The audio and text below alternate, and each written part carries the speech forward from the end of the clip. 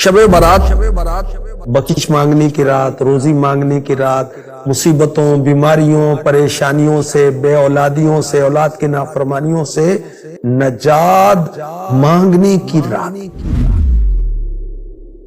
اس کے بارے میں اللہ کے حبیب صلی اللہ علیہ وآلہ وسلم نے فرمایا، جب شعبان المعظم کی 15ویں رات شب برات آئے تو اس میں عبادت کرو، دن میں روزہ رکھو۔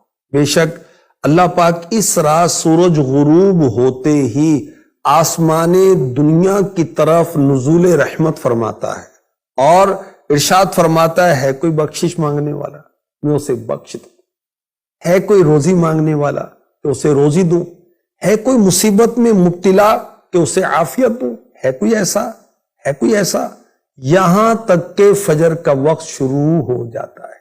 شب برات کے 6 نوافل کے بارے میں کچھ عرض کرتا ہوں۔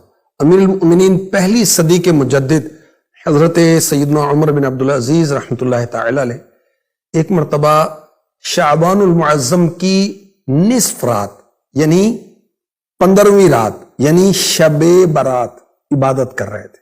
آپ نے جب سر اٹھایا تو ایک سبز پرچہ ملا جس کا نور آسمان تک پھیلا ہوا تھا۔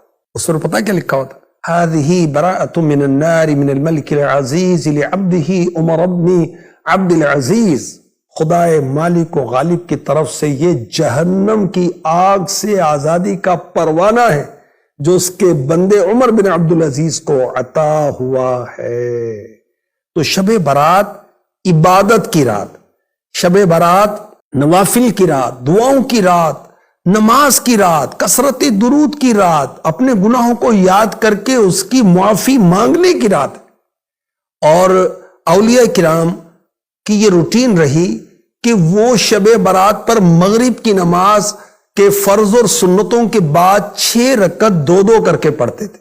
پہلی 2 رکعتوں میں یہ نیت، یا اللہ ان 2 رکعتوں کی برکت سے مجھے درازی عمر بالخیر عطا فرما۔ پھر 2 رکعتوں میں یہ نیت فرمائیں، یا اللہ ان 2 رکعتوں کی برکت سے بلاؤں سے میری حفاظت فرما۔ پھر 2 رکعت پڑھنی ہے تیسری مرتبہ، اس میں کیا نیت ہوگی؟ یا اللہ ان 2 رکعتوں کی برکت سے مجھے اپنے سوا کسی کا محتاج نہ کر۔ نوافل پڑھنے کا طریقہ کیا ہے؟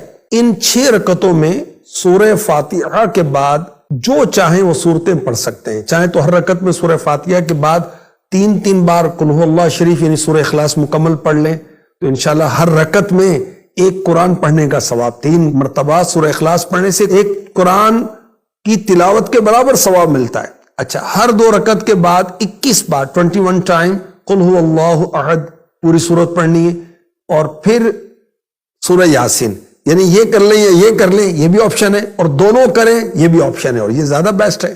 اچھا، یہ بھی ہو سکتا ہے کہ ایک اسلامی بھائی بلند آواز سے سورہ یاسین شریف پڑھے، بقیہ خاموشی کے ساتھ سنیں، اور یاد رکھیں کہ سننے والا اس دوران زبان سے سورہ یاسین بلکہ کچھ بھی نہیں پڑھے گا۔ جب قرآن کریم بلند آواز سے پڑھا جائے تو جو لوگ سننے کے لیے حاضر ہیں ان پر فرض عین ہے کہ چپ چاپ کان لگا کر سنیں۔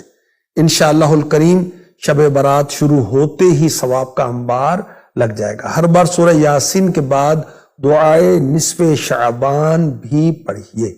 دعائے نصف شعبان جو ہے آقا کا مہینہ، امیر اہل سنت کا رسالہ جو ہے اس پر آپ دیکھ سکتے ہیں۔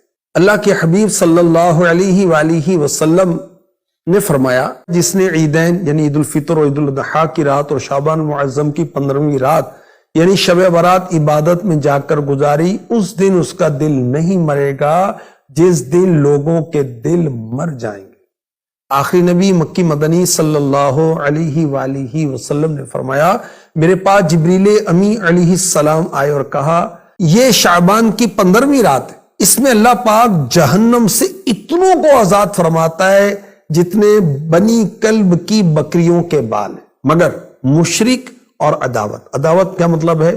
دشمنی رکھتے ہیں آپس میں ایک دوسرے سے، اور رشتہ کاٹنے والے یعنی خونی رشتے ہوتے ہیں ان سے تعلقات ختم کر لیتے ہیں، تکبر کے ساتھ ٹخنوں سے نیچے کپڑا لٹکانے والے، والدین یعنی پیرنٹس ماں باپ کی نافرمانی کرنے والے، اور شراب کے عادی کی طرف اللہ پاک نظر رحمت شب برات میں بھی نہیں فرماتا۔